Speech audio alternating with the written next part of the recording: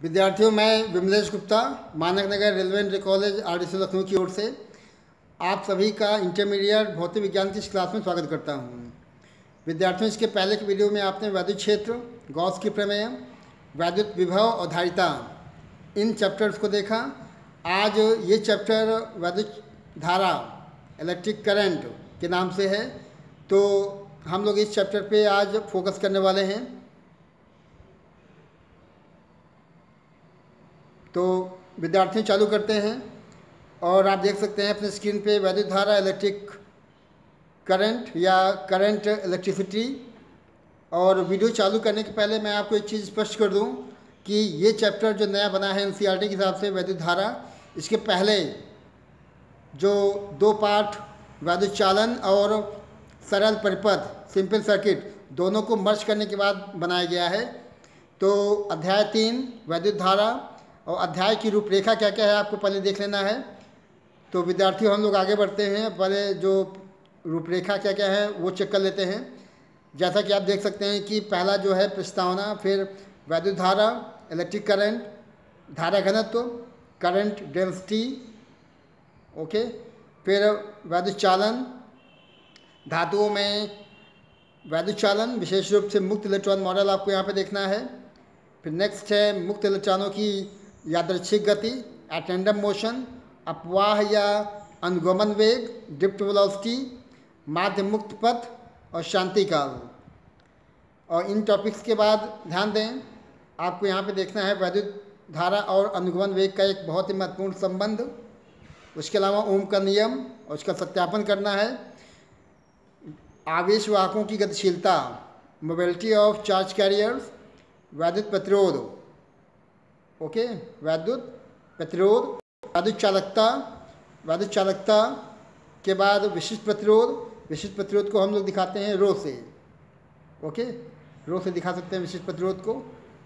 फिर विशिष्ट चालकता दिखाई गई है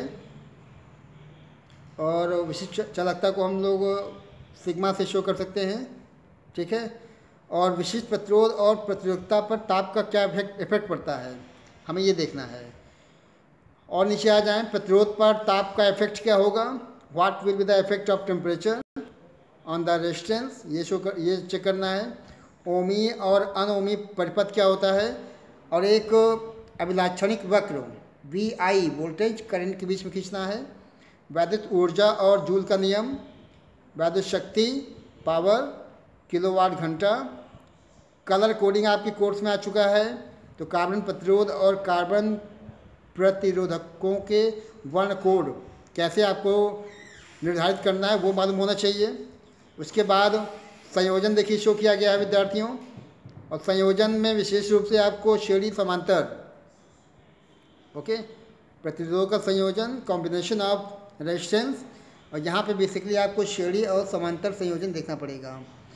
वैद्युत सेल क्या होता है, सेल का वैद्युत वाहक बल, सेल का टर्मिनल विभवांतर, सेल का आंतरिक प्रतिरोध, सेल के वैद्युत वाहक बल, टर्मिनल विभवांतर और आंतरिक प्रतिरोध में संबंध, ओके। उसके बाद सेलों का संयोग, सेलों का संयोग का मतलब यहाँ भी आपको जो है श्रेणी समांतर और मिक्स कॉम्बिनेशन शो किया जाएगा, संयोग हो जाएगा। किरचॉफ के दो नियम बताए गए हैं, एक है किरचॉफ का धारा का नियम, एक किरचॉफ का वोल्टेज का नियम, वो मैं आपको आगे दूँगा। उसके बाद ब्रिज, दैट इज व्हीलस्टोन सेतु, मीटर सेतु, मीटर ब्रिज, पोटेंशियोमीटर मतलब विभवमापी, इसके उपयोग, और क्यों कोई पोटेंशियोमीटर वोल्ट मीटर से ज़्यादा श्रेष्ठ होता है। तो विद्यार्थियों, ये टॉपिक आपको इतने पढ़ने हैं, लेकिन इतने सारे टॉपिक आज नहीं पढ़ने एक साथ में, बल्कि आज हम लोग जो है शुरू के जो टॉपिक इसमें शो किए गए हैं, और शुरू के टॉपिक में जैसा कि आप देख सकते हैं कि वैद्युत धारा है, धारा घनत्व है। तो आज हम लोग का जो कॉन्सेंट्रेशन होना है वो इलेक्ट्रिक करंट, करंट डेंसिटी, वैद्युत चालन, और ये मुक्त इलेक्ट्रॉन मॉडल, और ये इनकी डेफिनेशन और एक संबंध, इतना टॉपिक जो है आज आपको कवर करना है, ठीक है। तो आगे बढ़ते हैं, और हम लोग अभी अपना पहला टॉपिक जो कि करंट के विषय में है, ये आपको पता करना है। और व्हाट इलेक्ट्रिक करंट। तो देखिए विद्यार्थियों, पहला टॉपिक चालू होता है और आपको ये चीज़ मालूम होना चाहिए कि जब आप किसी विद्युत क्षेत्र में किसी बिंदु आवेश को रखते हैं तो उस पर एक बल लगता है। तो फॉर्मूले कुछ आपको बताए गए हैं पिछले वीडियोज़ में, जैसे कि E=F/Q। E का मतलब होता है विद्युत क्षेत्र, F बल हो जाएगा, Q मतलब आवेश हो जाएगा। तो निश्चित रूप से किसी विद्युत क्षेत्र में रखे बिंदु आवेशों पर एक विद्युत बल लगता है, और यदि वह विद्युत बिंदु आवेश गति के लिए स्वतंत्र है, ओके, तो वो जो है बल की दिशा में गति करने लगता है। ठीक, तो वैद्युत आवेश की गति की अवस्था को वैद्युत धारा कहते हैं, इलेक्ट्रिक करंट। देखिए विद्यार्थियों, वैद्युत धारा का सीधा मतलब है कि जब जो आवेश वाहक होंगे, और आवेश वाहक को आपके इलेक्ट्रॉन भी हो सकते हैं और पॉजिट्रॉन भी हो सकते हैं। ठीक है, तो इलेक्ट्रॉन भी आवेश वाहक हो सकता है, पॉजिट्रॉन भी जो कि धनावेशित होता है। आवेश चाहे धनावेशित हो चाहे ऋण आवेशित हो, अगर कोई भी आवेश गतिमान होगा तो निश्चित रूप से उसकी गति की वजह से एक जो राशि उत्पन्न होती है उसको वैद्युत धारा कहते हैं। तो देखिए एक फार्मूला आपको मालूम चाहिए, Q=IT, Q बराबर IT। और यदि हम यहाँ पर धारा को डिफाइन करना चाहते हैं, ओके, तो आपको ये ध्यान रखना है कि Q=IT, तो I बराबर Q/T। Q/T। अब यदि अगर मैं T को मान लेता हूँ 1 सेकेंड, ओके, T को मान लिया कितना, 1 सेकेंड, तो ऐसा करने पे I का मान Q के बराबर हो जाएगा, I=Q। तो ये है लॉजिक कि मतलब किसी भी चालक से 1 सेकेंड में प्रवाहित आवेश की मात्रा वो हो जाएगा वैद्युत धारा I। ठीक है ना, किसी भी चालक से 1 सेकेंड में जितनी आवेश की मात्रा प्रवाहित होगी, पास होगी, वो जो है करंट या धारा कहलाएगा। अब देखिए यहाँ पे थोड़ा इसको डिफाइन किया गया है सिस्टमेटिकली, कैसे आपको जैसे पेपर में आ जाता है तो कैसे आप लिखने वाले हैं, तो इसको भी देख लेते हैं कि किसी चालक के अनुप्रस्थ काट से वैद्युत आवेश के प्रवाह की दर को वैद्युत धारा कहते हैं। ठीक है, देखिए शब्द लिखा गया अनुप्रस्थ काट। अनुप्रस्थ काट का मतलब होता है कि एरिया ऑफ क्रॉस सेक्शन से होकर जितना आवेश 1 सेकेंड में पास होगा, ठीक है ना, उसको हम लोग I कहेंगे, वैद्युत धारा। फॉर्मूला भी देखिए शो किया गया नीचे विद्यार्थियों। यदि किसी चालक के अनुप्रस्थ काट से T सेकेंड में Q आवेश अगर पास होता है, ठीक है, किसी चालक के किसी अनुप्रस्थ काट से T सेकेंड में यदि Q आवेश प्रवाहित होता है तो चालक में प्रवाहित धारा I=Q/T, जो मैंने आपको भी ऊपर दिखाया था। ठीक है, और यदि आपको I का फार्मूला Q और T के पदों में मालूम है तो निश्चित रूप से उसको आप डिफाइन कर सकते हैं। डिफाइन हम लोग बाद में करेंगे, उसके पहले इसका मात्रक चेक कर लेते हैं। वैद्युत धारा का SI मात्रक देखिए शो किया गया है।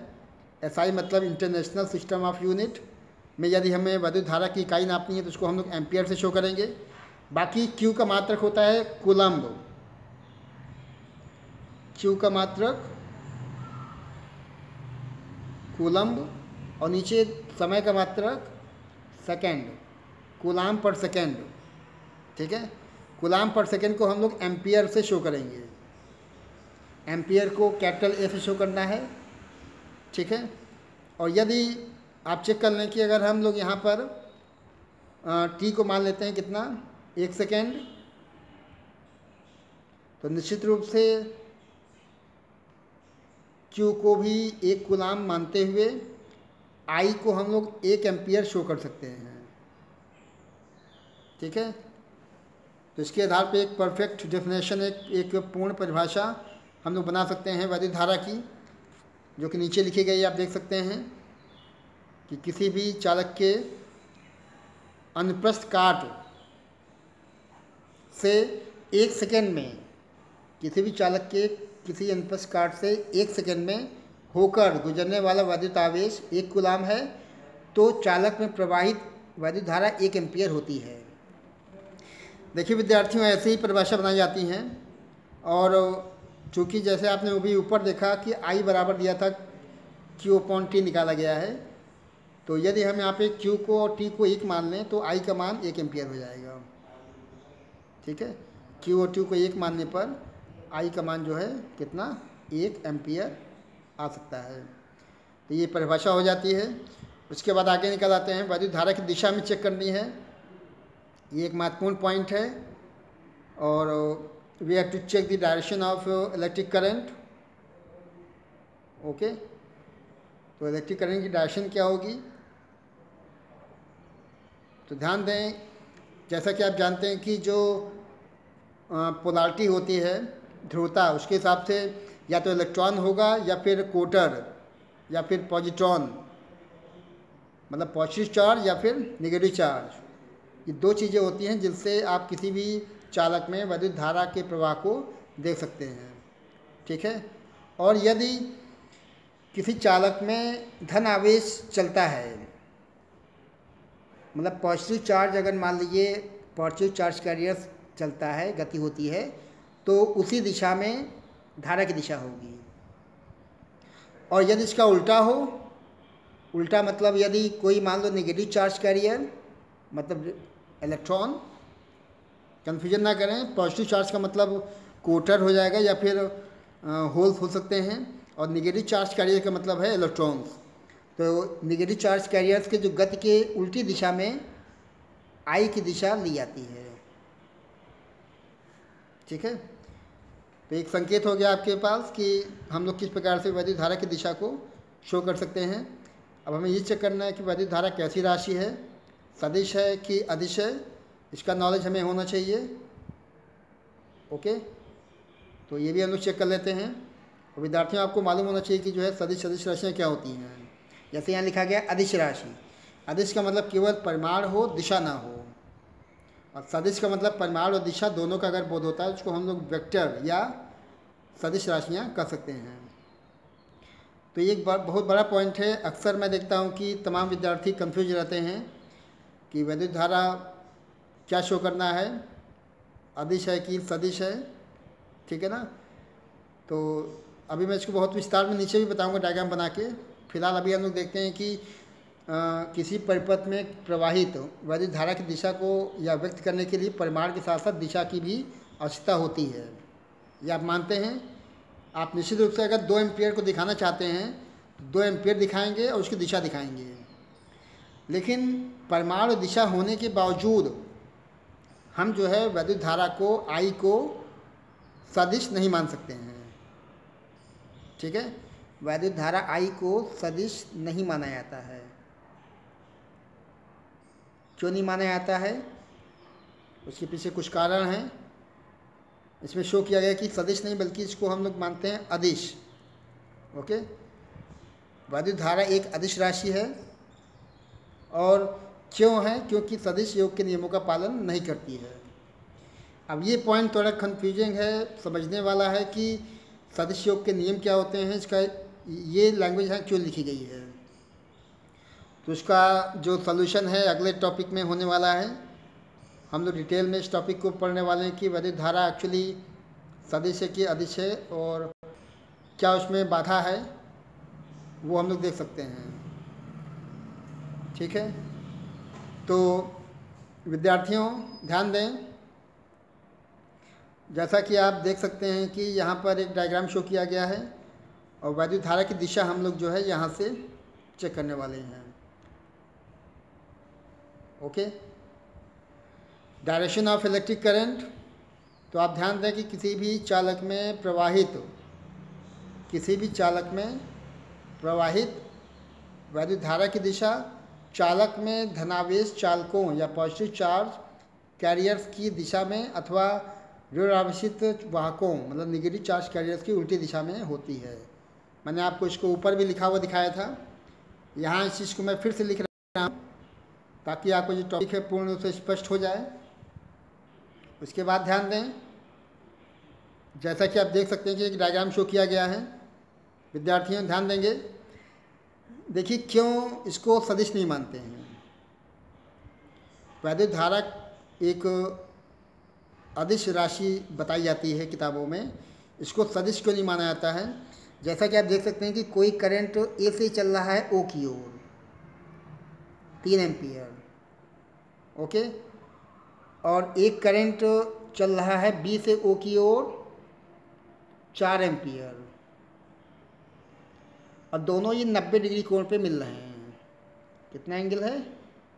90। उसके बावजूद यहाँ जो करंट बनेगा वो 5 एम्पियर नहीं आ रहा है, ठीक है। तो ये कुछ कारण है।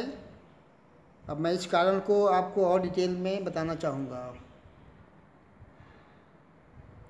जैसा कि आप डायग्राम में शो कर देख रहे हैं, पहले इस डायग्राम को मैं बता दूं, उसके बाद फिर एक और डायग्राम बनाऊंगा। और लेकिन आपको ये चीज़ बिल्कुल आज स्पष्ट हो जाए कि वैद्युत धारा को हम लोग क्यों जो है अदिश के रूप में चलते हैं, लेकिन सदिश क्यों नहीं माना जाता है, ठीक है। मैंने आपको कहा कि एक करंट देखिए यहाँ से चल रहा है ए से ओ की ओर 3 एम्पियर का है ये। एक और करंट मैं दिखाता हूँ आपको जो कि चलता है बी से ओ की ओर, ओके, ये 4 एम्पियर, और दोनों 90 कोण पे मान लीजिए मिलते हैं। दोनों जो धाराएं हैं 3 एम्पियर की 4 एम्पियर की, दोनों बिंदु ओ पर आकर 90 एंगल पे आके मर्ज होते हैं, मिलते हैं। और अब जो नई करंट बनेगी, ठीक है, अब वो जो नई करंट होगी कुछ इस प्रकार से है, सी दिशा में। और यदि हम यहाँ पे वैद्युत धारा को सदिश मानते हैं तो 3 एम्पियर 4 एम्पियर जो धाराएं दिखाई गई हैं और 90 कोण पर अगर मिलती हैं, तो यदि आपको वेक्टर का ज्ञान है तो आपको मालूम होना चाहिए कि 3 और 4 का जो परिणामी 90 डिग्री कोण पे वो 5 होता है। कितना एम्पियर? 5 एम्पियर। जबकि यहाँ पे ऐसा कुछ नहीं हो रहा है, ठीक है। यहाँ पे कितना निकल रहा है? 7 एम्पियर। अब चूंकि यहाँ पे आप वैद्युत धारा को परिमाण और दिशा दिखाते हैं, 3 एम्पियर मैंने दिखाया, उसका परिमाण हो गया और ये इसकी दिशा हो गई। लेकिन यदि इनको जोड़ना या घटाना है तो ये विशेष रूप से वेक्टर के या सदिश के योग या घटाने के नियम का पूर्णतः पालन नहीं करते हैं। यही कारण है कि वैद्युत धारा को पूर्ण रूप से सदिश नहीं माना जाता। अब एक चीज़ आप और समझ लें विद्यार्थियों, मैं डायग्राम को और बड़ा कर लूँ ताकि मुझे यहाँ लिखने में आसानी रहे। जैसे मैं आपको एक छोटा सा एग्जाम्पल देके बताना चाहता हूँ कि मान लो एक करंट इधर से आ रहा है, ये है 2 एम्पियर, ओके, और एक करंट यहाँ से आ रहा है, जा रहा है, यहाँ से निकल रहा है, मान लीजिए ये 3 एम्पियर, ठीक है। एक बार फिर से देखें, एक मान लीजिए ये करंट आ रहा है, मान लो ये है 6 एम्पियर, और दूसरी करंट मैं यहाँ से शो कर रहा हूँ, ये मान लो है 8 एम्पियर, ओके।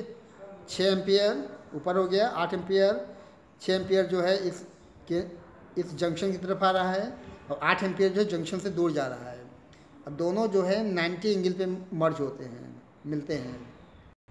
अब जो परिणामी धारा बनेगी ये, वो कितनी होगी, ठीक है। अब यहाँ फिर देखिए वही क्वेश्चन आ गया कि 6 एम्पियर आ रही है, 8 एम्पियर यहाँ से जा रही है, तो 6 और 8 अगर वैद्युत तरीके से जोड़ा जाएगा 90 एंगल पे तो निश्चित रूप से 10 आना चाहिए, 10 एम्पियर। लेकिन यहाँ पे ऐसा नहीं है, 8 एम्पियर ये आपने यहाँ दिखाया है, 6 एम्पियर यहाँ दिखाया गया है। अगर आपको परिणामी निकालना है तो 8 और 6 की चूँकि दिशाएं विपरीत हैं तो यहाँ बचेगा 2 एम्पियर, 2 एम्पियर, है ना। तो इस प्रकार से आप देख सकते हैं कि यहाँ पर वैद्युत धारा को आप परिमाण और दिशा से दिखा सकते हैं, वो बहुत जायज़ बात है, लॉजिक है। लेकिन यदि इनको आपको जोड़ना या घटाना है तो ये जो है, जो वेक्टर के जो नियम बनाए गए हैं, सदिश के जो जोड़ और घटाने के नियम बताए गए हैं, उसको फॉलो नहीं करते हैं। इस प्रकार से जो वैद्युत धारा है वो एक अदिश राशि कही जाती है। ठीक, मोटा मोटा। अब आपको ये भी समझना है कि वैद्युत धारा कहा जाता है, लेकिन अदिश, वैद्युत धारा को क्या कहेंगे हम लोग? अदिश। लेकिन अगर आप और डिटेल में जाते हैं तो आप ये पाएंगे कि वैद्युत धारा न तो सदिश है और न ही अदिश है, ये टेंसर है। हालांकि टेंसर बहुत ज़्यादा आपकी किताबों में नहीं मिलेगा। अगर दोनों ऑप्शन आते हैं, अदिश और सदिश में छांटना है, अदिश और टेंसर में छांटना है, तो आप टेंसर को ही टिक करेंगे। ठीक है, तो ये था आपका वैद्युत धारा के जो लॉजिक, उसको आपने सीख लिया है। और वैद्युत धारा की दिशा आपने बहुत ही डिटेल में जान लिया है कि किस कारण से डायरेक्शन ऑफ इलेक्ट्रिक करंट को सदिश नहीं मान सकते हैं। ठीक है, और इस प्रकार से ये चैप्टर आगे बढ़ता हुआ, और हम लोग बढ़ चुके हैं अब धारा घनत्व पर। विद्यार्थियों, हम लोग का अगला टॉपिक आ चुका है करंट डेंसिटी, धारा घनत्व। ओके, तो देखिए डायग्राम भी शो किया गया है विद्यार्थियों बगल में, डायग्राम पे भी फोकस करें और उसकी लैंग्वेज को भी पढ़ें जो इसमें दिखाया गया है। तो लैंग्वेज क्या है पहले उसको आप समझ लें कि किसी चालक में किसी बिंदु पर धारा घनत्व उस बिंदु के परितः प्रति एकांक क्षेत्रफल से लंबवत गुजरने वाली वैद्युत धारा के बराबर होता है। ठीक है, डायग्राम में आप देख सकते हैं, और मैं थोड़ा अलग डायग्राम बना के आपको दिखा दूँ। यहाँ पे विद्यार्थियों ध्यान दें कि अगर मान लीजिए ये डायरेक्शन ऑफ करंट है, ये मैंने दिखाई है धारा की दिशा। ओके, दिस इज द आई, और कोई तल मान लीजिए मुझे ऐसे मिला हुआ है इस प्रकार से। ठीक है, कोई तल मैंने मान लिया कि मुझे इस प्रकार से मिला हुआ है, और इस तल से होकर ये बल दिखाएं, मतलब वैद्युत धारा की दिशा दिखाई गई है। और यदि ये वैद्युत धारा इस तल के लंबवत निकलती है, ठीक है ना, और इसका क्षेत्रफल मैंने मान लिया ए, एरिया कितना मान लिया इसका? ए। तो जो धारा घनत्व तो हम लोग लिखते हैं जे इक्वल टू आई अपॉन ए, ये बन जाएगा। ठीक है, मतलब किसी भी तल के लंबवत निकलने वाली या गुजरने वाली वैद्युत धारा को उस तल से बद्ध धारा घनत्व कर सकते हैं, जैसा कि आप यहाँ पे देख सकते हैं डायग्राम में। ठीक है ना, वही चीज़ वहाँ शो की गई थी। तो ये आपकी लैंग्वेज जो मैंने यहाँ दिखाया हुआ इसको आपको देख लेना है, करंट डेंसिटी। और करंट डेंसिटी मतलब कि निश्चित रूप से किसी चालक में किसी बिंदु पर धारा घनत्व उस बिंदु के परितः प्रति एकांक क्षेत्रफल से गुजरने वाले वैद्युत धारा के बराबर होता है। तो यहाँ देखिए इसमें करंट ये आई के फॉर्म में ऐसे दिखाया गया है धारा, और इसमें जो है एक क्षेत्रफल ए के फॉर्म में लेके चला हुआ है इस प्रकार से। ठीक है ना, तो निश्चित रूप से जे हो जाएगा, जे विल बी आई अपॉन ए, आई और नीचे ए। तो ये एक फॉर्मूला बन जाता है आपका करंट डेंसिटी का, धारा घनत्व का। ठीक है ना, और इसका सिंबल देख लेंगे, इस पर आप वेक्टर लगा देंगे क्योंकि धारा घनत्व एक सदिश राशि है, आप देख सकते हैं। और इसका एक देखिए फॉर्मूला भी नीचे निकाल के दिखाया गया है कि किसी चालक में प्रवाहित धारा आई है और उसके अनुप्रस्थ काट का क्षेत्रफल ए है, तो निश्चित रूप से जो धारा घनत्व होगा जे इक्वल टू आई अपॉन ए। विद्यार्थी, ये तो एक वो कंडीशन थी जब जो वैद्युत धारा जो है तल के लंबवत निकल रहा है। ठीक है, और एक और मैं अभी आपको डायग्राम नीचे शो करूँगा जिसमें ये बताऊँगा कि यदि मान लीजिए कोई क्षेत्रफल धारा के दिशा के लंबवत ना हो करके किसी एंगल पे झुका हुआ है, तब क्या होगा। तो ये डायग्राम देखिए और शो किया गया है, उसको भी आप देखते रहें। अब देखिए इस डायग्राम में क्या है, मैं आपको पहले समझा देता हूँ। इसमें फिर से देखिए ये जो लाइनें बनी हैं ये वैद्युत धारा की दिशाएं हैं, इलेक्ट्रिक करंट, नो डाउट। और इसमें एक क्षेत्रफल देखिए पहले ये लेके चला हुआ था, अभी फ़िलहाल ये लेके चल रहा है, ठीक है ना। एरिया इस प्रकार से थीटा एंगल पे झुका हुआ है, जबकि पहले क्या था, पहले कुछ ऐसा था। अगर लंबवत की बात करेंगे तो लंबवत में ग्रीन वाला आएगा, ठीक है। लंबवत में क्या आएगा, ग्रीन का पोर्शन आएगा।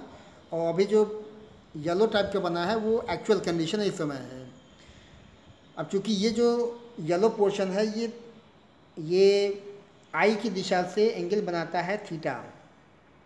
कितना एंगल है, थीटा, ओके। जबकि इसका एरिया अभी भी ए है जो पहले था, करंट आई शो किया गया है। तो इस कंडीशन में धारा घनत्व तो कितना बनेगा, हमें वो चेक कर लेना है, ओके। तो चूंकि परिभाषा में लिखा गया है अभिलंबवत गुजरने वाली जो वैद्युत धारा होती है वो होती है धारा घनत्व। और विद्यार्थियों आपको मालूम होना चाहिए कि धारा घनत्व चालक के भीतर किसी बिंदु का एक अभिलाक्षणिक या लाक्षणिक गुण होता है, न कि संपूर्ण चालक का। इसका मतलब है कि एक ही चालक के भीतर भिन्न भिन्न बिंदुओं पर धारा घनत्व भिन्न भिन्न हो सकता है, okay. Inside the conductor at different points the current density में बी डिफरेंट, ओके। और जैसा कि अभी आपने डायग्राम में देखा, डायग्राम को अब यहाँ देखिए लैंग्वेज में उतारा गया है। इसमें कहता है कि चालक का जो परिच्छेद का क्षेत्रफल है ए, वो वैद्युत धारा के लंबवत न होकर के अविलंब से थीटा कोण बनाए।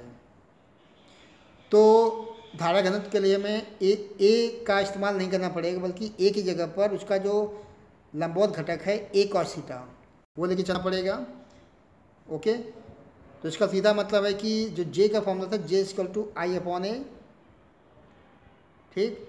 तो अब यहाँ पे एक के स्थान पे आपको इसका लंबवत घटक एक कॉस थीटा लगाना पड़ेगा। तो J equal to I upon A cos theta ये बन गया है। आई इक्वल टू जे ए, ध्यान से देखेंगे इसको विद्यार्थियों, इसको मैं और बड़ा कर लूँ, ओके। आप देख सकते हैं कि जे इक्वल टू अब क्या बन गया है, J equal to I upon A cos theta. अब ये फार्मूला बन गया है। जब आप क्रॉस करेंगे आई को रोक के जे के साथ में ए कॉस थीटा जाएगा, तो ये बनाएगा J I equal to J A cos theta, okay. अब आप ध्यान से देखें कि कॉस थीटा लगा हुआ है, तो एक फार्मूला आपको मालूम होना चाहिए कि यदि दो सदिश ए और बी हैं तो उनका अदिश गुणनफल ए डॉट बी होता है, और ए डॉट बी का फार्मूला होता है ए बी कॉस थीटा, ठीक। ये सबको याद होना चाहिए कि ए डॉट बी का फॉर्मूला ये है। तो जे ए कॉस थीटा जो लिखा हुआ है ये चेंज हो जाएगा और ये बन जाएगा जे डॉट ए, ओके। तो विद्यार्थियों ऐसे क्वेश्चन भी बोर्ड में आते हैं, जैसे पूछेगा कि जो है करंट डेंसिटी एरिया, मतलब धारा घनत्व और क्षेत्रफल में संबंध, और चार ऑप्शन दे देगा संबंध का। जैसे दे दिया I equal to J cross A, okay. एक ऑप्शन जे डॉट ए दिखा दिया है, एक दिखा दिया I equal to zero show कर दिया, मतलब कोई संबंध नहीं है। तो ऐसे कन्फ्यूजन वाले क्वेश्चन भी आ सकते हैं, बहुविकल्पी भी आ सकते हैं, तो इसके लिए आपको तैयार रहना है। तो विद्यार्थी ये आपका टॉपिक था धारा घनत्व का, और बहुत डिटेल में हम लोगों ने इसको देखा। जबकि पहले जो केस था वो सिंपल केस था, और सिंपल हम लोगों ने इसका फॉर्मूला, इसका डायग्राम देखिए, डायग्राम ये हो जाएगा, इसकी थ्योरी हो जाएगी, इसका सिंबल हो जाएगा, इसका फार्मूला हो जाएगा। कैसी राशि है ये, सदिश, वेरी गुड। मात्रक क्या लिखेंगे, ampere per metre square, ampere प्रति मीटर स्क्वायर, इसमें नहीं लिखा गया, मैं आपको इसको लिख के भी बता दूं, है ना। और सदिश राशि है, ये भी आपको ध्यान रखना है विद्यार्थियों। धारा घनत्व जो है एक सदिश राशि है, इसका सिंबल आपने देखा अभी जे था, J equal to I dot A अभी आपने नीचे देखा, और ये कुल मिला के एक सदिश राशि है, ठीक है। धारा घनत्व कैसी राशि है? एक सदिश राशि है। तो ये टॉपिक आपके हो गए हैं। ये आपका एक जे डॉट एक का फॉर्मूला भी देखिए आपने देखा। अब हम लोग नेक्स्ट टॉपिक पे आते हैं, और एक महत्वपूर्ण टॉपिक थ्योरी के हिसाब से जो महत्वपूर्ण है वो हम लोग देखने वाले हैं कि धातुओं में वैद्युत चालन कैसे होता है। और धातुओं में ये जो वैद्युत चालन है, इसको हम लोग वैद्युत चालन का मुक्त इलेक्ट्रॉन मॉडल कर सकते हैं, ठीक है। वैद्युत चालन का मुक्त इलेक्ट्रॉन मॉडल।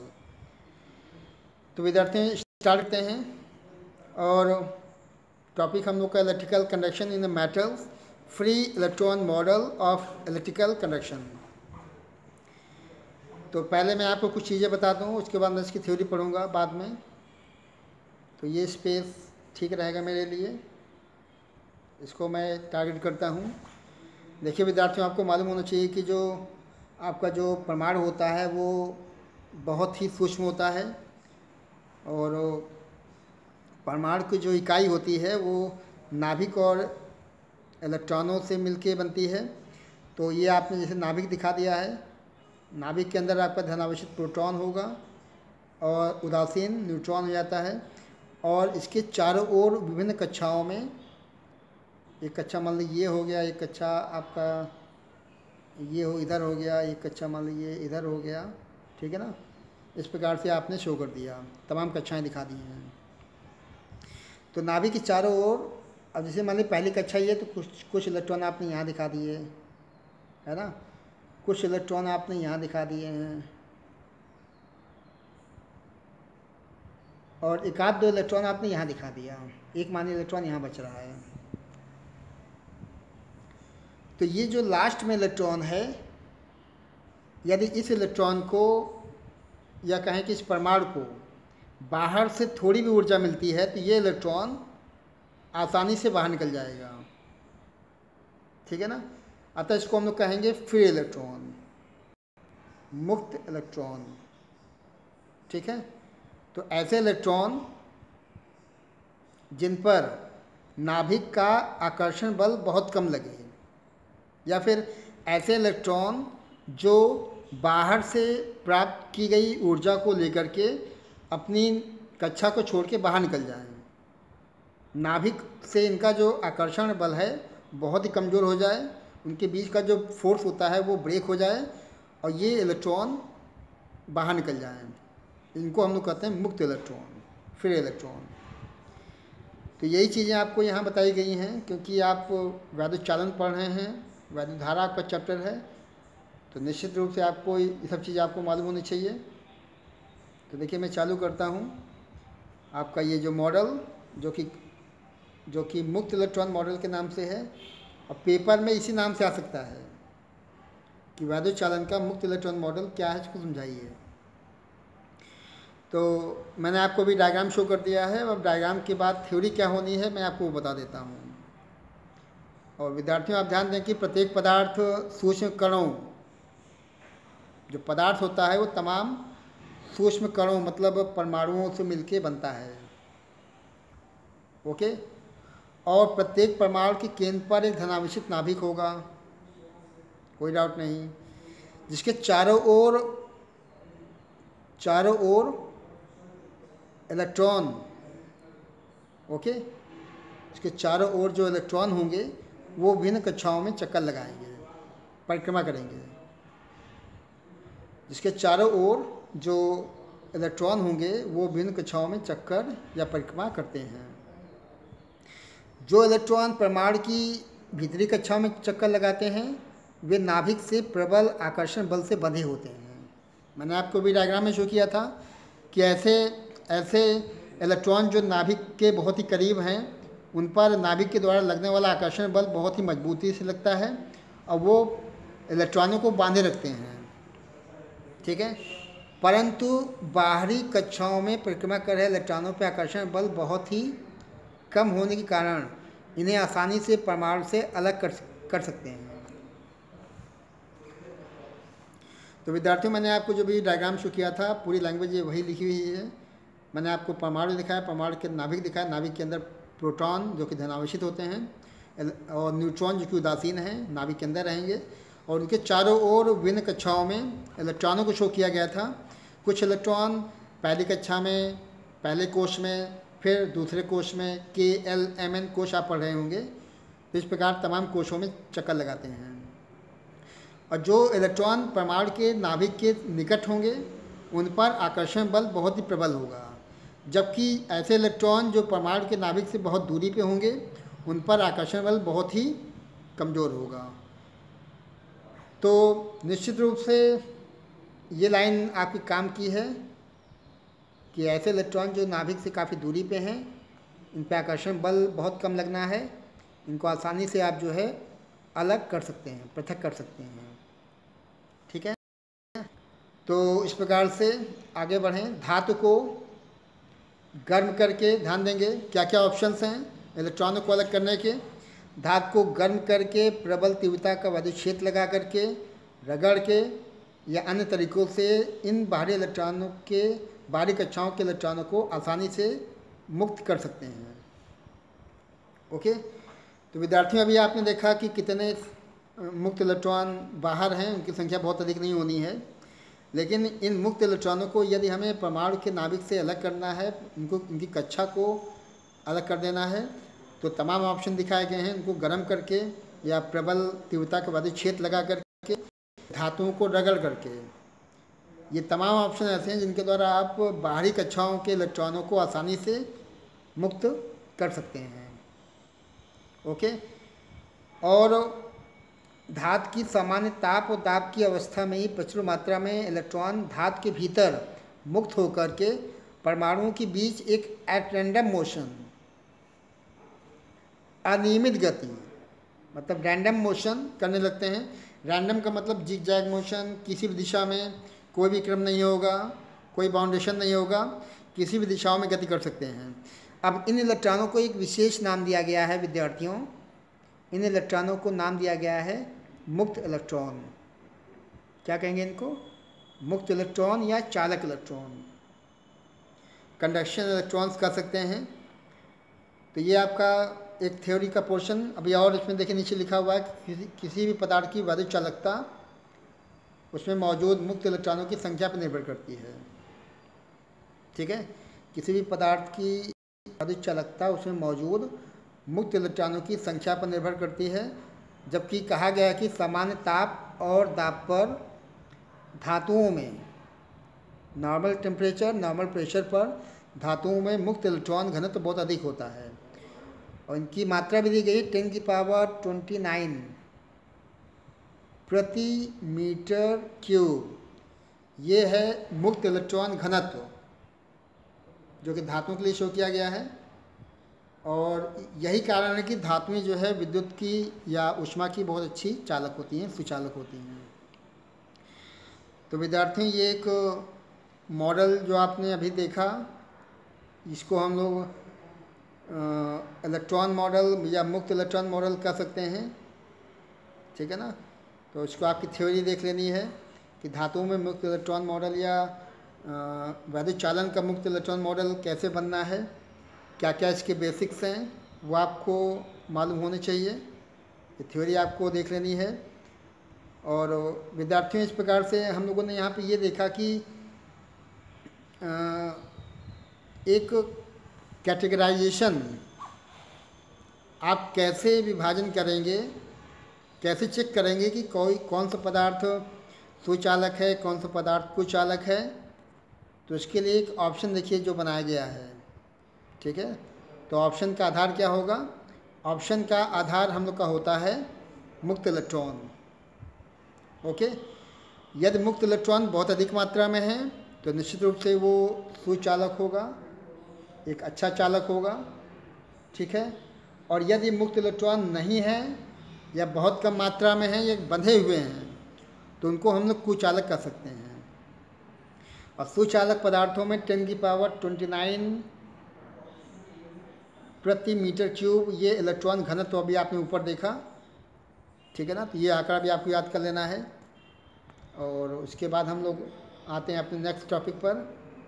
हम लोग का नेक्स्ट टॉपिक है तो इलेक्ट्रॉनों की यादृच्छिक गति, अपवाह और अनुगमन वेग। देखिए बहुत सारे इसमें टॉपिक शो करने आपको पढ़ने हैं। एक तो एटेंडम मोशन, अपवाह या ड्रिफ्ट वेलोसिटी क्या होती है, माध्य मुक्त पाथ क्या होता है, शांतिकाल क्या होता है, ठीक है ना। Random motion of free electrons,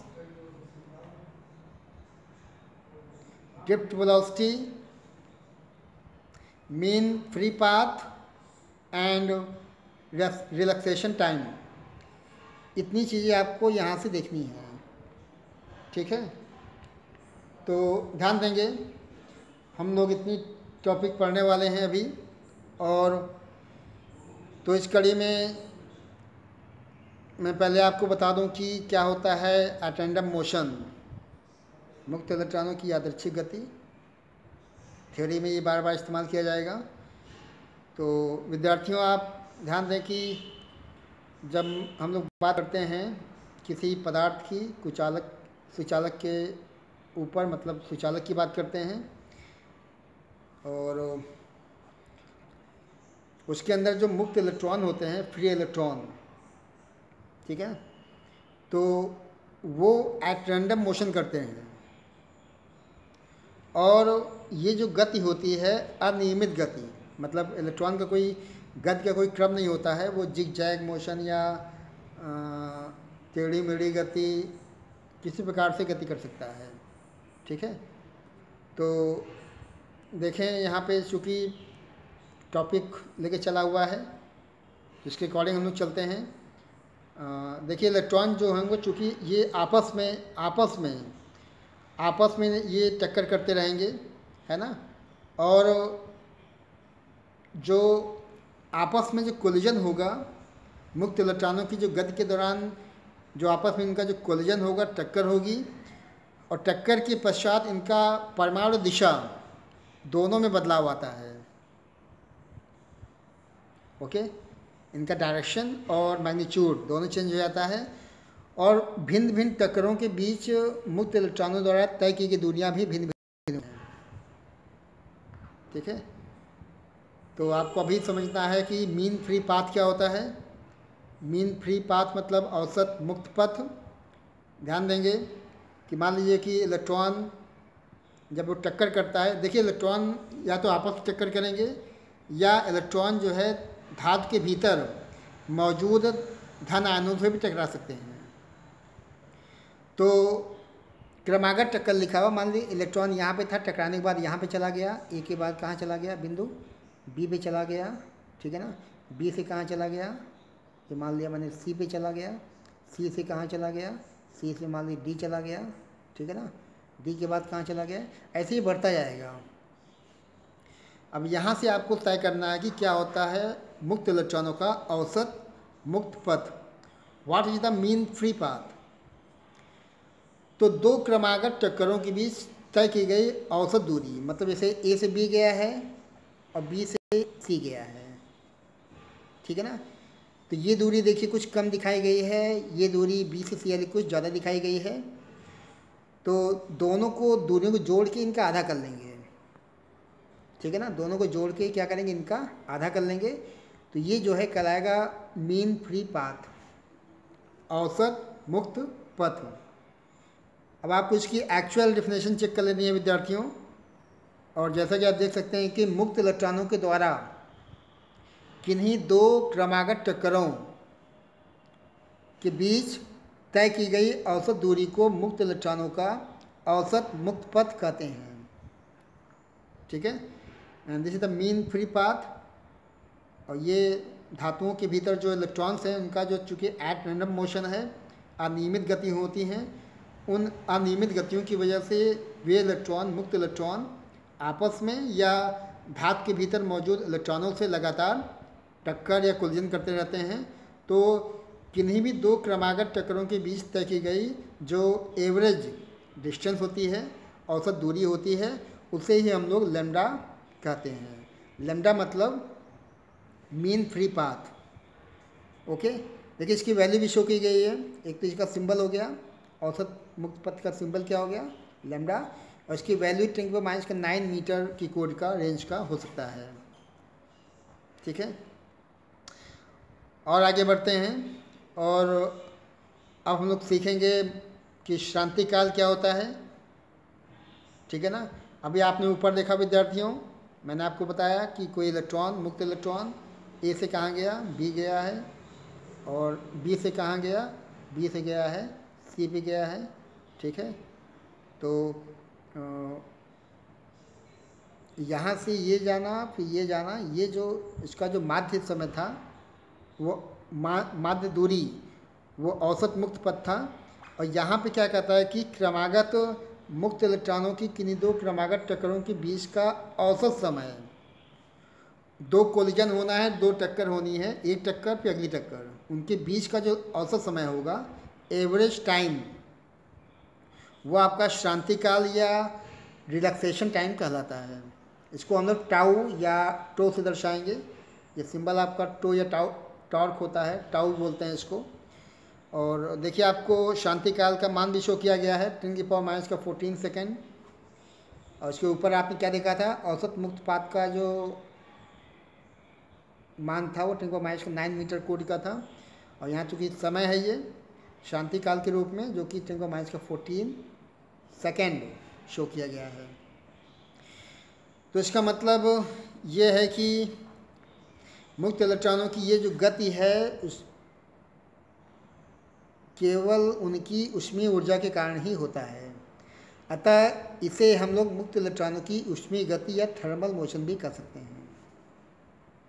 okay, और उसके नीचे देखिए एक और आंकड़ा शो किया गया है कि जो तापीय वेग कमरे के ताप के लिए शो किया गया है। कमरे के ताप पर मुक्त इलेक्ट्रॉनों का ऊष्मीय अथवा तापीय वेग शो किया गया है 10⁵ मीटर पर सेकेंड। यह आंकड़ा आपको याद कर लेना है। और इसके नीचे देखिए कुछ आपको डिटेल्स शो किए गए हैं, इनको भी आपको देख लेना है कि यदि किसी क्षण धातु में मौजूद n मुक्त इलेक्ट्रॉनों के ऊष्मीय वेग क्रमशः u1, u2, u3, un हो, तो इन इलेक्ट्रॉनों का औसत ऊष्मीय वेग 0 हो जाएगा। ठीक है, तो जैसे यहाँ शो किया गया कि तमाम इलेक्ट्रॉन हैं उनका ऊष्मीय वेग अलग अलग होगा, उनके वेग क्रमशः u1, u2, u3, u4, un तक दिखाए गए हैं। तो इस कंडीशन के लिए इनका जो औसत ऊष्मीय वेग होगा वो 0 हो जाएगा। ठीक है, तो ये एक बहुत ही महत्वपूर्ण पॉइंट बन गया है और ये अभी आगे आपके रूप में भी कहीं ना कहीं काम आएगा। और एक देखिए निष्कर्ष आपके सामने यहाँ बताया गया है और निष्कर्ष को आपको देख लेना है। निष्कर्ष देखें, कुछ लिखा गया इस प्रकार से विद्यार्थियों,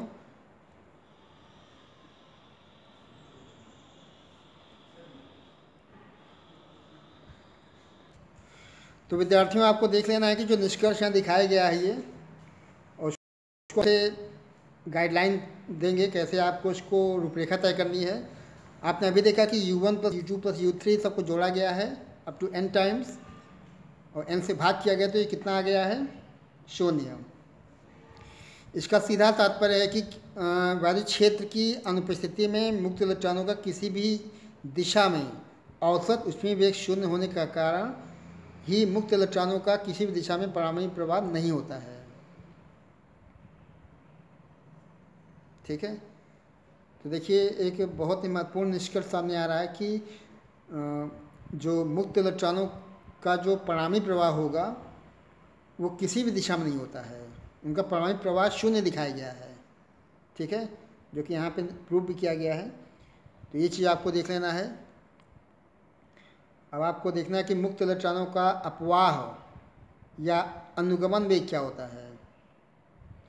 और ये एक्चुअली में विद्यार्थियों बहुत ही महत्वपूर्ण टॉपिक है जो आप इस समय बोर्ड अपने स्क्रीन पे देख पाते हैं कि मुक्त इलेक्ट्रॉनों का अपवाह वेग अथवा अनुगमन वेग, drift velocity of free electron.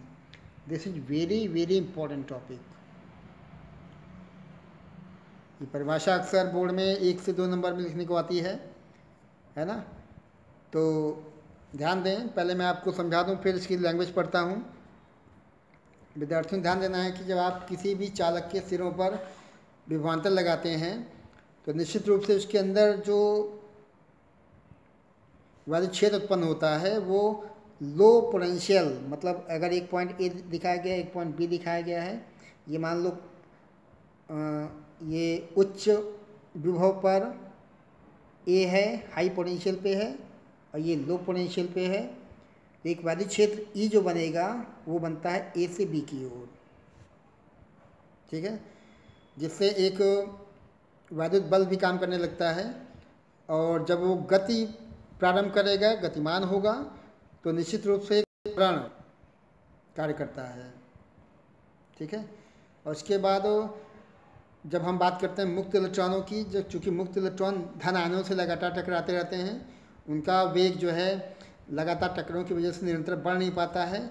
उसके पश्चात जो फ्री इलेक्ट्रॉन्स होते हैं, मुक्त इलेक्ट्रॉन, एक नियत और औसत वेग से गतिमान हो जाते हैं, और ये वेग बहुत ही कम होता है, बहुत ही सूक्ष्म वेग होता है।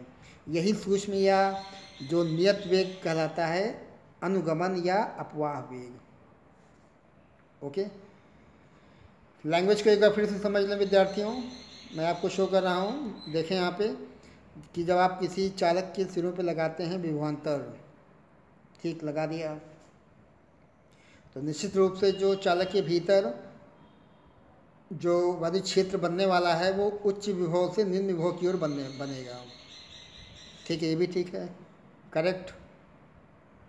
उसके बाद वैद्युत क्षेत्र में प्रत्येक मुक्त इलेक्ट्रॉन पर एक वैद्युत बल वैद्युत क्षेत्र के विपरीत दिशा में कार्य करता है, जिससे वह गति प्रारंभ करता है। और चूंकि मुक्त इलेक्ट्रॉनों के लिए क्या है कि मुक्त इलेक्ट्रॉनों की जो धन आयनों से टक्कर होती है, उनका वेग लगातार बढ़ नहीं पाता है, बल्कि मुक्त इलेक्ट्रॉन वैद्युत क्षेत्र की दिशा में ही बहुत ही सूक्ष्म नियत वेग से गतिमान हो जाते हैं। और ये जो सूक्ष्म नियत वेग जिसकी हम लोग बात कर रहे हैं, उसे ही मुक्त इलेक्ट्रॉनों का अपवाह वेग या अनुगमन वेग कह सकते हैं, ठीक है, इसको ही हम लोग अपवाह वेग या अनुगमन वेग कह सकते हैं। अब आपको विद्यार्थियों यहाँ पे अनुगमन वेग को और सिंपल तरीके से छोटी परिभाषा बनानी है। तो आप ध्यान दें कि किसी भी चालक में उपस्थित मुक्त इलेक्ट्रॉन वैद्युत क्षेत्र के प्रभाव में जिस सूक्ष्म नियत औसत वेग से एक दिशा में गति करते हैं, उसे ही मुक्त इलेक्ट्रॉनों का अपवाह वेग अथवा अनुगमन वेग कहते हैं। ओके, चालक में उपस्थित मुक्त इलेक्ट्रॉन वैद्युत क्षेत्र के प्रभाव में जिस सूक्ष्म नियत औसत वेग से एक दिशीय गति करते हैं, मुक्त इलेक्ट्रॉनों का अपवाह या अनुगमन वेग कहलाता है। ये हो गया है। इसको हम लोग V ऐसे बनाएंगे और नीचे यहाँ छोटा सा D बना देंगे, है ना, ये है इसका सिंबल। इसको हम लोग VD से शो करेंगे, और निश्चित रूप से जो आपका VD का मान निकलता है ये बहुत ही छोटा होता है ना। अभी आपने देखा ऊपर अपवाह वेग या अनुगमन वेग की परिभाषा, अभी आपने देखा इसका सिंबल। ओके, और अभी हम लोग इसका वैल्यू देखने वाले हैं कि मुक्त इलेक्ट्रॉनों का जो अनुगमन वेग होता है वो बहुत ही सूक्ष्म, लगभग 10⁻⁴ मीटर पर सेकेंड, 0.1 मीटर पर सेकेंड की कोट का होता है। और ये जो मान है तापीय और ऊष्मीय दोनों वेग की तुलना में बहुत ही छोटा होता है।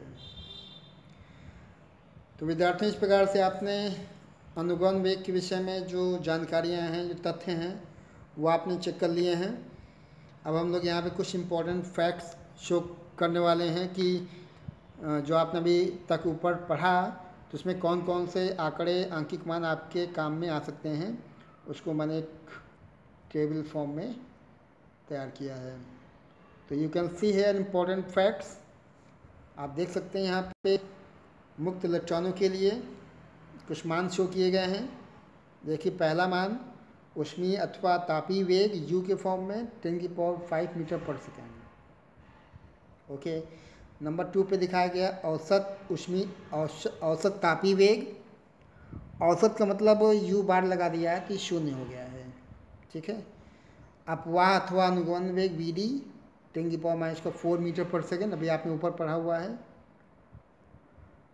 फिर माध्य मुक्त पथ शो किया गया है लेमडा के फॉर्म में 10⁻⁹ मीटर पर सेकेंड। और लास्ट में दिखाया गया श्रांति काल, that is session time tau या टो टॉर्क 10⁻⁴ सेकेंड। तो विद्यार्थियों ये कुछ इम्पोर्टेंट फैक्ट्स हैं, ये आपको अपने नोटबुक में नोट कर लेना है और ये न्यूमेरिकल्स में भी काम आएंगे। जब आप न्यूमेरिकल्स में कुछ वैल्यू निकालते हैं, विशेष रूप से जैसे अपवाह वेग आपने निकाल लिया है, तो वो अपवाह वेग 10⁻⁴ मीटर पर सेकेंड के आसपास ही आना चाहिए, ठीक है ना। तो ये इम्पोर्टेंट फैक्ट्स हो गए हैं। इसके बाद देखें, you should need to know. अब लास्ट में मैं एक टॉपिक लेके चलता हूँ जो कि संबंधित है अनुगमन वेग और वैद्युत धारा में संबंध से। Okay, we are going to check here a relation, very important relation, that is between drift velocity and electric current. Okay विद्यार्थियों, एक संबंध बोर्ड में I = NEAVD इस फॉर्म में आता है। इस पर सवाल भी खूब आते हैं, ये निगमन भी खूब आता है। तो अभी ये जो सेशन मैं चालू कर रहा हूँ ये इसी का है। मैं आपको अभी I और VD का संबंध स्थापित करके दिखाने वाला हूँ। ओके, तो कुछ लैंग्वेज चेक करने पहले एक चालक के फॉर्म में डायग्राम में भी आपको नीचे दिखा दूंगा। पहले थोड़ा सा लैंग्वेज चेक कर लें, लैंग्वेज के बाद फिर मैं डायग्राम पे पहुंचूंगा। माना चालक क्षण PQ के फॉर्म में दिखाया गया, उसकी लेंथ L मानी गई है, उसके अनुप्रस्थ काट का क्षेत्रफल A माना गया है, ठीक है। और चालक के प्रत्येकांक आयतन में उपस्थित मुक्त इलेक्ट्रॉनों की संख्या N मानी गई है। क्या क्या माना है? चालक की लंबाई L, उसके अनुप्रस्थ काट का क्षेत्रफल A और उसमें उपस्थित मुक्त इलेक्ट्रॉनों की संख्या N। इसको ध्यान से देखेंगे, स्मॉल n जो है वो प्रत्येकांक आयतन के लिए है। ओके, ये चीज़ आपको ध्यान रखनी, क्योंकि अभी आगे ये कभी कभी कन्फ्यूजन करता है। तो स्मॉल n का मतलब क्या है? स्मॉल n का मतलब है प्रत्येकांक आयतन में उपस्थित मुक्त इलेक्ट्रॉनों की संख्या। अब यदि हम चालक के सिरों पर विभवांतर V स्थापित करते हैं तो इसमें एक धारा I प्रवाहित होती है, जिससे उसमें मौजूद मुक्त इलेक्ट्रॉन VD अनुगमन वेग से गति करने लगते हैं। तो इतनी चीज़ें हो गई हैं विद्यार्थियों, और डायग्राम भी आप चेक कर लें। पहले मैं डायग्राम को एक बार फिर से आपको फोकस करके बता दूं, और जो चीज़ मैंने आपको अभी ऊपर समझाई उसको डायग्राम की मदद से समझा देता हूं। आप देख सकते हैं चित्र में एक चालक है PQ के फॉर्म में। This is a conductor in form of PQ। Okay,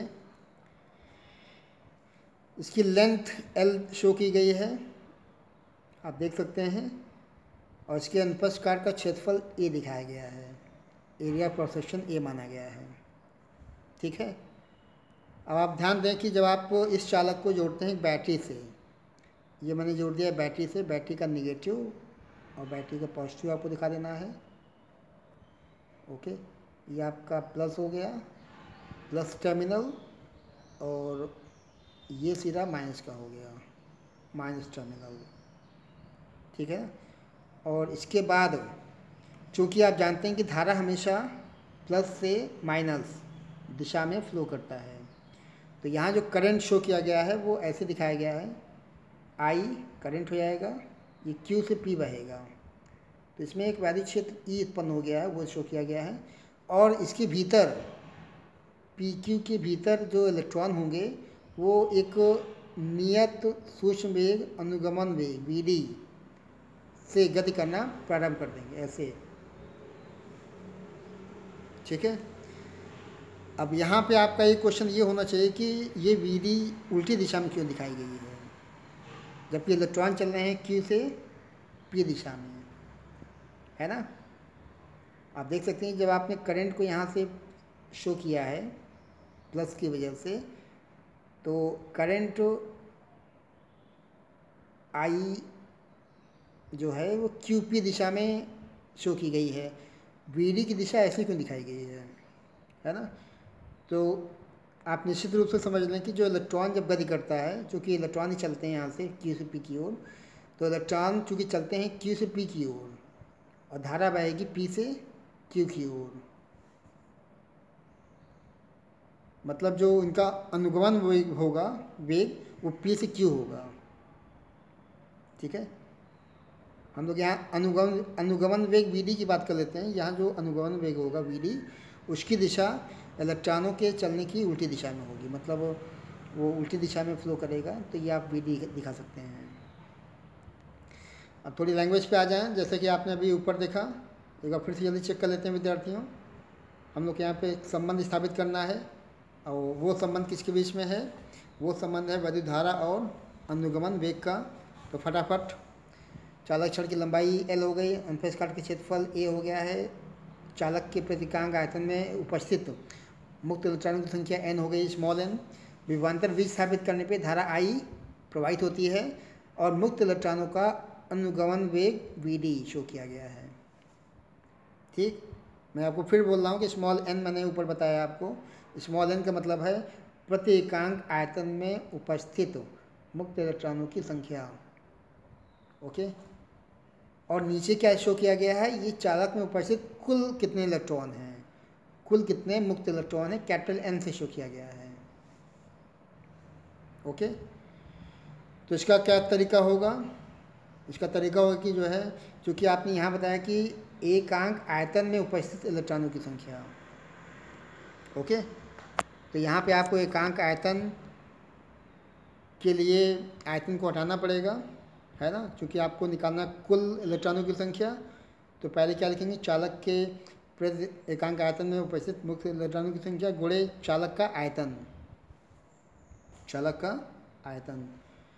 तो ये हो जाएगा कैपिटल N बराबर हो जाएगा छोटा n गुणे आयतन V, और V का सीधा मतलब है क्या लिखा, N equal to N into V।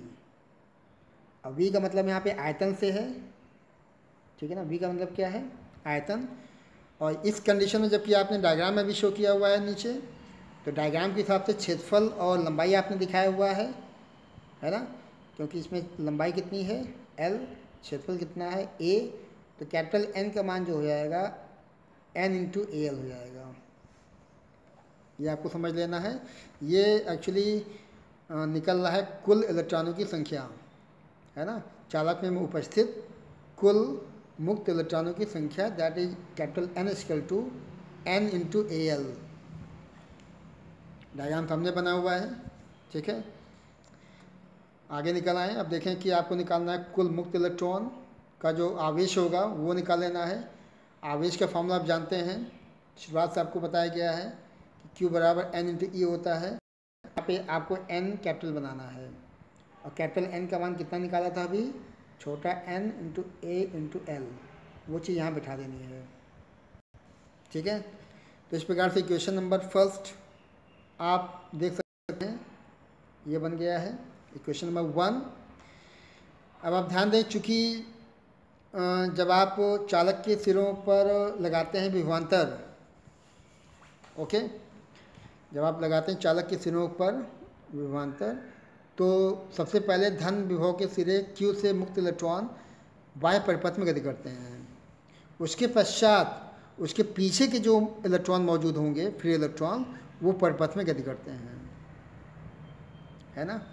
और लास्ट में क्या होना है कि अंत में सिरे P पर उपस्थित मुक्त इलेक्ट्रॉन L दूरी तय करेगा और Y परिपथ में गति करते हैं, ठीक है ना। और इस समय तक मोस्टली जितने भी इलेक्ट्रॉन्स हैं, फ्री इलेक्ट्रॉन्स, वो सारे इलेक्ट्रॉन जो हैं वो चालक से होकर के वाह्य परिपथ में पहुंच जाते हैं। और इस प्रक्रिया में कुल समय लगा है T। कितना समय लग गया है, स्मॉल t। तो स्मॉल टी आपको निकाल लेना है, क्योंकि आपका जो इलेक्ट्रॉन है वो क्यू से पी तक पहुंचा है ना। तो इसका समय निकाल लेना है। समय होता है दूरी बटे चाल। तो दूरी कितनी है, चालक पी क्यू की लंबाई, पी क्यू कितना है, पी क्यू है आपका एल। समय आपको निकालना है, और समय के लिए फॉर्मूला क्या है, पी एफ इक्वल टू दूरी या लंबाई बटे वेग। अब आपको निकालना है कि कितनी धारा प्रवाहित होनी है। इक्वेशन नंबर 2 हो गया ये। ओके, अब आपको करंट शो करना है। तो करंट का formula Q equal to I t होता है, एक संबंध। तो I बराबर Q अपॉन टी। ओके, चालक क्षण में प्रवाहित वैद्युत धारा आपको निकाल लेना है, I equal to Q upon t. Q का फॉर्मूला आप अभी ऊपर निकाल चुके हैं। ओके, Q का फॉर्मूला दिमाग में रख लें, इसको जो निकालेंगे। Q बराबर क्या था, Q का फॉर्मूला है NaLe। ओके, NaLe वो यहाँ शो कर दिया गया है। Q का जो मान है वो यहाँ रख दिया ऊपर। T का मान इक्वेशन 2 से आपने निकाल के यहाँ नीचे पुट कर दिया है इसमें, है ना। और इन दोनों के मान रखने के बाद I का जो फॉर्मूला बनता है, I equal to NeAVD। Okay, तो ये एक रिलेशन देखिए बन गया है, जो कि वैद्युत धारा I का और अनुगमन वेग Vd के बीच में एक बहुत ही महत्वपूर्ण संबंध के रूप में जाना जाता है। अब यदि आपको अनुगमन वेग निकालने को पेपर में आता है तो Vd को रोक लेना है, I को रोक लेना है, बाकी जितने पद हैं सब नीचे आ जाएंगे।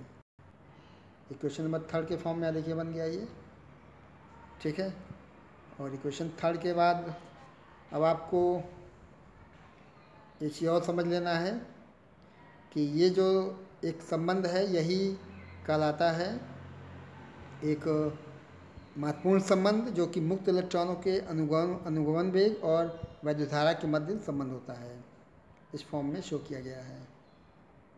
ओके, और इसके पूर्व आज के वीडियो में आपने शुरुआत में देखा कि जे आपको बताया गया था धारा घनत्व। तो जे जो है IA बन जाता है। Okay, J equal to I upon A. तो I का फॉर्मूला आप यहाँ से रख देंगे, और A कड़े आएगा तो बचेगा NeVd, है ना। A कैंसिल हो जाएगा तो क्या बचना है, NeVd, ये बचेगा। तो आप देख सकते हैं कि इस प्रकार से जो एक फार्मूला बनता है J का, J इसको क्या निकाल लिया, J इसको निकाल लिया NeVd। इक्वेशन नंबर 4, या Vd इक्वल टू हो जाएगा J अपॉन Ne। ओके, इसको आप वेक्टर फॉर्म में शो कर सकते हैं। वेक्टर फॉर्म में दिखाने के लिए जो राशियाँ सदिश हैं, जैसे Vd सदिश है तो वेक्टर लगा देंगे, J सदिश है तो J पे भी आपको वेक्टर लगा देना है ना, और Ne को नीचे रख देना है। तो इस प्रकार से एक संबंध जो कि अनुगमन वेग और धारा घनत्व के बीच में है। तो ये प्रूफ भी कभी कभी बोर्ड में आता है। तो ऐसा नहीं कि ये प्रूफ बिल्कुल अलग है, बल्कि ये प्रूफ जो आपने I और Vd का जो संबंध देखा है उस प्रूफ के बाद की कड़ी है, ठीक है।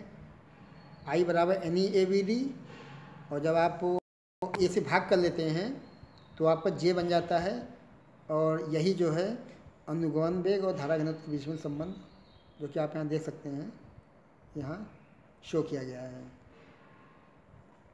ओके, तो विद्यार्थियों इस प्रकार से आज के लिए इतना ही हम लोग रखते हैं। और ये चैप्टर बहुत ही इंटरेस्टिंग होने वाला है, क्योंकि ये हम लोग के डेली लाइफ से जुड़ने वाले तमाम इंस्ट्रूमेंट, सेल, बैटरी और तमाम ऐसी चीज़ों से जो कि हम लोग काफ़ी क्यूरियोसिटी के साथ में इसको ऑब्जर्व करते हैं। तो उन तमाम घटनाओं को हम लोग यहाँ पे पढ़ने वाले हैं, सीखने वाले हैं। तो विद्यार्थियों, आप सभी का बहुत बहुत धन्यवाद आज के इस वीडियो को देखने के लिए। और मैं आशा करता हूँ कि सभी विद्यार्थियों को इस वीडियो के माध्यम से बहुत लाभ होने वाला है। और इस वीडियो को आप कई बार देखें। कोई अगर डाउट हो तो आप कमेंट बॉक्स में जाके कमेंट करें, लाइक करें और सबसे महत्वपूर्ण सब्सक्राइब करें। ओके, थैंक यू, जय हिंद।